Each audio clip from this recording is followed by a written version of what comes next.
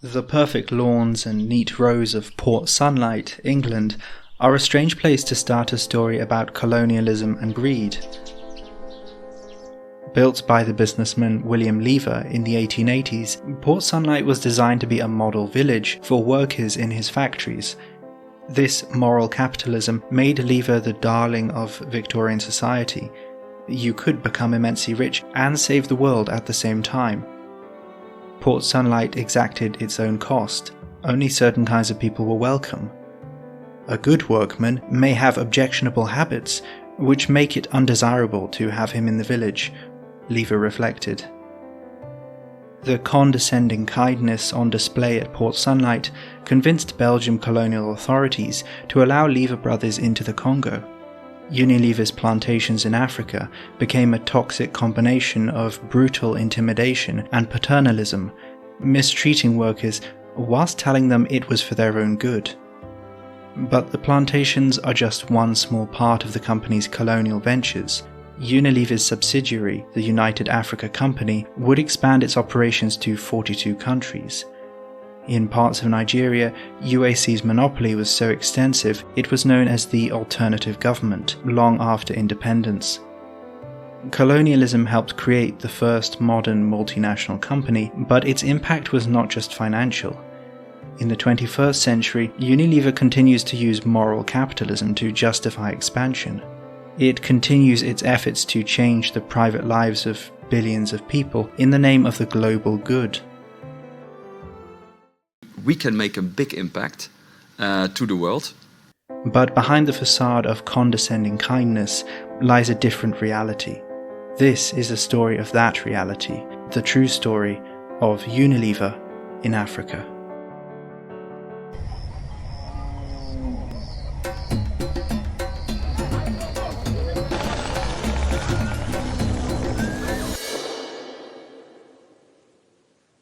Britain's large cities were a filthy place in the 1800s. In 1858 London, a heatwave led to an event known as the Great Stink. Leaking cesspits spread diseases like cholera.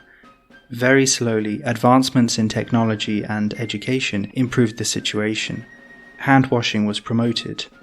Germ theory changed the understanding of disease. Demand for cleaning products grew.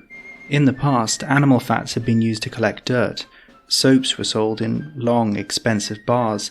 Using a newly discovered way to make soap out of plant oils, Lever Brothers grocers began making and selling Sunlight. Sunlight was sold in smaller, more affordable packages and didn't go rancid. The product was so successful, it launched a hygiene and nutrition empire. Lever Brothers expanded into areas like margarine. One of the challenges faced by the business was sourcing plant oils, something which led Lever Brothers to turn to West Africa.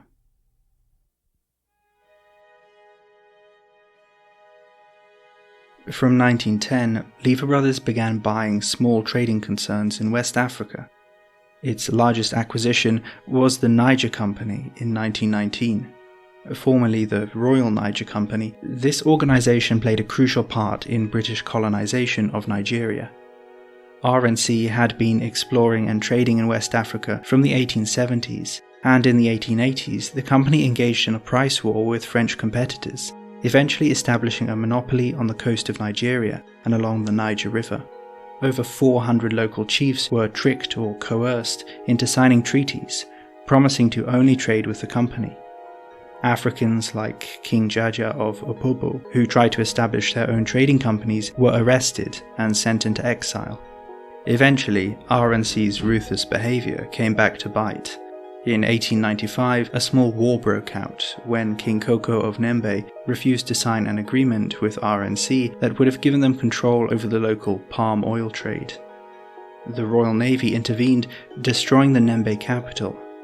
After the violence, the British government took direct control of the territory, eventually integrating it into the state of Nigeria as we know it today. When Lever Brothers acquired the Niger Company, 25 years after this, they were buying into a legacy of colonial intimidation and coercion. But above all, they were buying an organisation focused on monopolising trade. As one Niger Company manager wrote in 1920, "The purpose of our business is the purchase of cash in order to buy produce." The Niger company connected Lever Brothers' production hub in England to the source of raw resources in Africa, where the palm oil used in soaps was grown. But the company's control over its supply chain was still limited. In some areas, it remained dependent on African middlemen who bridged the gap between European traders and small-scale farmers. William Lever's desire to monopolize the soap supply chain led him towards the world of the plantation. Lever's interest in plantations preceded his purchase of the Niger company. In 1902, Lever Brothers established coconut plantations in the Solomon Islands, with the aim of supplying its soap factories in Australia. This would also serve as a test run for its Africa ventures. The plantations were productive, exporting tens of thousands of coconut fat each year. But the managers also came into conflict with local British administrators, who took land claimed by the local islanders away from the plantation. Similar issues over land ownership would beset the company's Africa plantations. In West Africa, British colonial officials were distrustful of William Lever's plantation plans. The British government was opposed to encouraging a cash crop economy, telling Lever he hoped Nigerians would not fall into the temptation of producing a crop which is valueless to them unless they can dispose of it for export. Undeterred, Lever looked elsewhere for his African plantation, eventually finding a warmer welcome in the Belgian Congo. The Belgian government had recently seized control of the vast Congo territory. Previously, it had existed as a private possession of the Belgian King Leopold II, who oversaw a brutal system of resource extraction, which left Congo in chaos and polite European society horrified. Lever, with his reputation for moral capitalism, seemed like the perfect candidate to develop the economic potential of this vast territory. In 1911, Lever Brothers created the subsidiary Huileries du Congo Belge, and were granted a monopoly to harvest all palm fruits within 5 circles, with a radius of 60 kilometers. Alberta in Bumba, Elisabetta in Basuku, Branbanta in Basongo, Flandria in Ingende, and the company's headquarters, Leverville, in Lusanga. In total, they held a monopoly on palm oil in roughly 57,000 square kilometers. This state within the state was known as Leverland. Model villages were built in Leverville to attract Africans to work for the plantation. Hospitals and shops were constructed. Later, a soap factory was built, opening factory jobs for Congolese. Alongside this development came a condescending attitude and a desire to help local people. For William Lever, the Congo plantations were a kind of social work, like Port Sunlight. He would privately reflect in his diary on his duty to help Africans who were millions of years behind Europeans. Unfortunately, many local people seemed reluctant to work on the plantations. They were distrustful of HCB's offer of a different way of life and demands on labour. To solve the problem, plantation managers used the Belgian government's covert forced labour procedures. Colonial administrators would accompany plantation managers to villages, instructing chiefs to send people to work in Leverland. Within the model villages, workers were subjected to disturbing levels of control, designed to make them dependent on HCB hospitals and shops, whilst they learned cash cropping skills of limited use beyond the plantation. Many European managers resorted to brutal behaviour to punish their workers. When confronted by these issues, Lever Brothers' head office invariably supported the manager, arguing it was the impact of a hot climate. William Lever's paternalistic racism allowed him to argue he was helping Africans, but the company's economic motivation was to control the price of palm oil. Fluctuation in palm oil prices were affected by weather and the dynamics between small-scale farmers and African middlemen. The plantation model ensured Lever Brothers could effectively exploit the African producers at the start of the international supply chain. The legacy of Lever Brothers' abusive and disempowering plantations remains in the Congo today. In the 2000s, Unilever sold its holdings to the Congolese multinational Feronia, but the model of agro-colonialism continues. local people have been forced into total dependence on the plantation as a source of income. Privately grown food crops are destroyed by plantation managers who see them as a threat to the plantation's economic monopoly. If a worker disappears, their families flee, fearing intimidation to keep them quiet. Meanwhile, activists argue the plantation's land was illegally granted by the Belgian government and should now be returned to local people. William Lever's legacy is painful and enduring, but it stretches far beyond the Congo.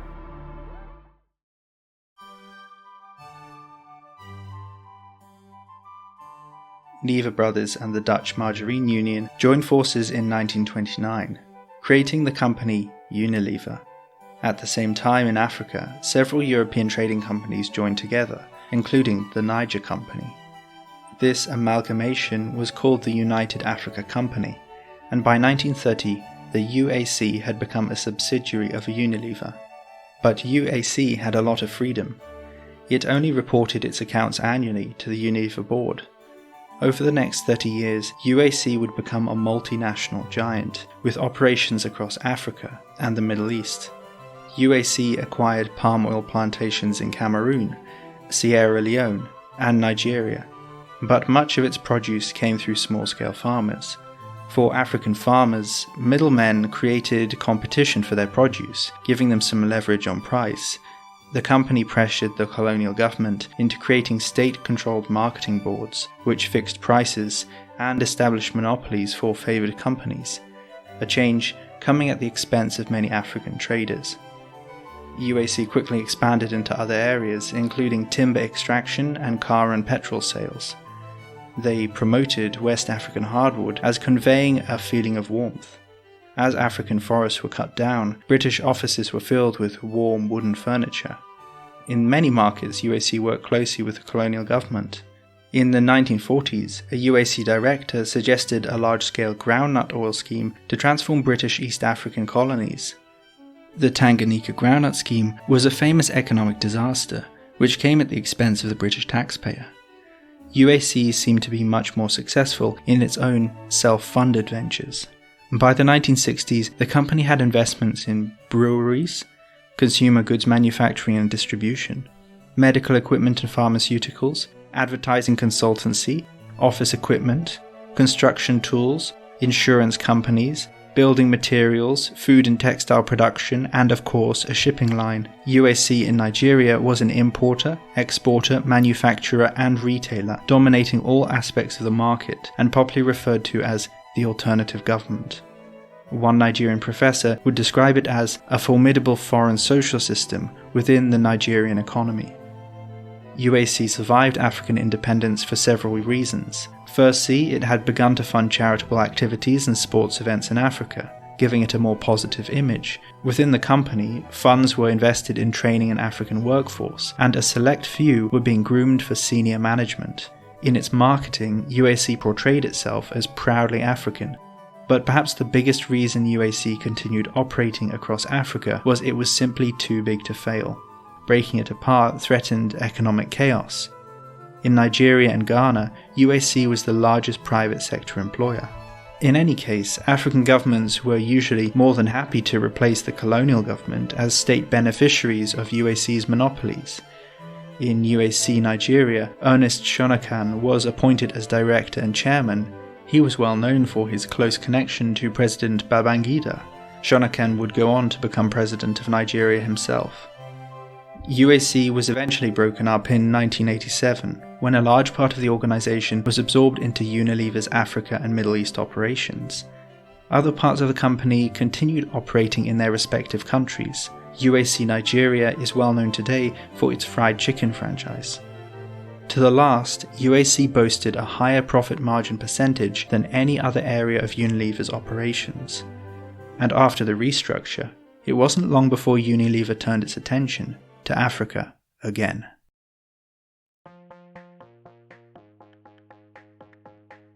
In 1984, Unilever acquired PG Tips and Lipton, expanding its African estates holdings. In many places, the conditions endured by tea workers were not dissimilar to plantation life. By 2020, stories of coercion and violence on PG Tips plantations in Kenya had made the brand a publicity nightmare for Unilever. A year later, the company sold all its tea holdings. Lever Brothers had always justified its aggressive capitalism in moral terms, and Unilever began doing the same thing. Improved factory efficiency was driven by a profit motive, but presented as environmental altruism. Selling its plantations and estates, Unilever presented itself as an ethically minded buyer, working towards sustainable sourcing. This image of corporate moralism was accompanied by a new strategy in Africa. Lever Brothers' original success came from providing an aspirational product to people with less expendable income. You can make a lot of money from poor people, especially poor people with aspirations. By 2011, Unilever was changing its global perspective in Africa. The future of Africa is based around a consumer, rather than mining. Unilever is especially interested in what it calls bottom-of-the-pyramid consumers. Africans who aspire to have scented laundry and clean homes despite living in slums like Kibera. Many of these BOP consumers struggle to afford large quantities of Unilever products, which is why it has introduced smaller packaging. The company has presented this move to small packets as a social good, helping Africans access hygiene products. Of course, small packets equate to higher profit margins. In a sense, Unilever is taking advantage of BOP consumer poverty to increase spending on its products. This aggressive drive into the BOP market has been accompanied by strategies to expand and grow the bottom of the pyramid. In some rural areas, personal hygiene products are seen to be less of a priority. Unilever has invested hundreds of millions of dollars in sanitation and hygiene projects in Africa. Many of these projects have been completed in partnership with governments and NGOs. But Unilever is not very interested in actual infrastructure provision. It rarely funds projects constructing municipal sewage systems. Rather, it is attracted by a brand of social engineering known as community-led total sanitation. The company's enthusiasm for CLTS led it to create a free guidebook, now available online. Unilever promotes a brand of CLTS which actively encourages shaming and emotionally blackmailing poor communities into spending their limited income on home latrines and sanitation products. In the 1920s, Lever Brothers placed itself at the forefront of personal hygiene campaigns in Britain. In these situations, the organisation was careful to respect the dignity of people whose private lives they were invading. In modern Africa, no such qualms exist. CLTS aims to whip vulnerable communities into an emotional frenzy of guilt and anxiety. Aid workers are encouraged to tell ghost stories to frighten Africans from going to the toilet at night. Drawing on colonial stereotypes, people who defecate outside are compared to animals. Children are encouraged to write letters to their parents, asking them to follow the advice of NGOs. The fake deworming medication is offered, the package containing instructions on how to build a latrine. Unilever's priorities shape the projects its funding is used on. A grant for a municipal sewage system in Kibera slum would transform the neighbourhood, but be of little benefit to the company. From Unilever's perspective, funding the creation of anxiety over personal hygiene funnels Africa's poorest directly into its BOP consumer target group. And whilst profiting from this manipulative and condescending behaviour, Unilever can proudly tell the world it's for their own good. Governments and charities who have flocked to work with Unilever are quick to overlook it is a massive global company with an extraordinary degree of power and little accountability. Within the press, that power behind the positive image is often hidden. In 2019, Durban, South Africa, security forces hired by Unilever opened fire on striking workers with rubber bullets during a protest.